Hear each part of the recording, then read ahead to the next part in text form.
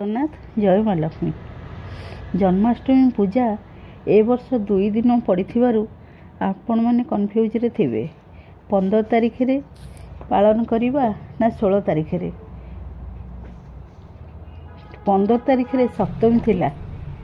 ରାତ୍ର 11:50ରୁ ଆରମ୍ଭ ହେଲା ଅଷ୍ଟମୀ। 16 ତାରିଖ 9:34 ପର୍ଯ୍ୟନ୍ତ। ଜନ୍ମାଷ୍ଟମୀ ପୂଜା 2 ଦିନ ଧରି କଲେ କିଛି ଅସୁବିଧା ନାହିଁ।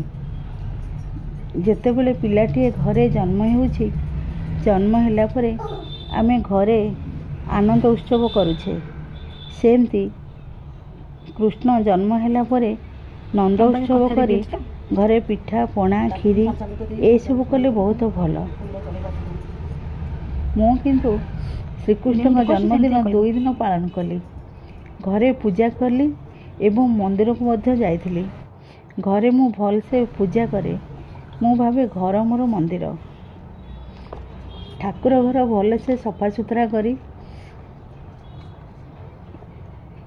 ଗୋପାଳଙ୍କ ଫଟୋରେ ପଞ୍ଚାମୃତ ଛିଞ୍ଚି ସବୁ ପ୍ରକାର ଫୁଲରେ କୁନମୁନକୁ ସଜାଇ ନୂଆ ବସ୍ତ୍ର ପିନ୍ଧାଇ ଫଳ ମିଠା ସରଲବଣୀ ଭୋଗ କରି ଚନ୍ଦନ ସିନ୍ଦୁର ପିନ୍ଧାଇ ଧୂପ ଦୀପ ସମର୍ପଣ କରି ଏଇଭଳି ଠାକୁର ଘରେ ପୂଜା କଲି। ଆପଣମାନେ ପଚାରିବେ କୁନମୁନ କିଏ? ସେଇ ନନ୍ଦଲାଲା କୁନମୁନ ଗୋପାଳ ହିଁ କୁନମୁନ। ପିଲାଦିନୁ ମୁଁ କୁନମୁନ ଡାକେ, ଏବେ ବି କୁନମୁନ ଡାକ ରହିଯାଇଛି। ଘରେ ସମସ୍ତେ ବି ତାକୁ କୁନମୁନ ଡାକନ୍ତି।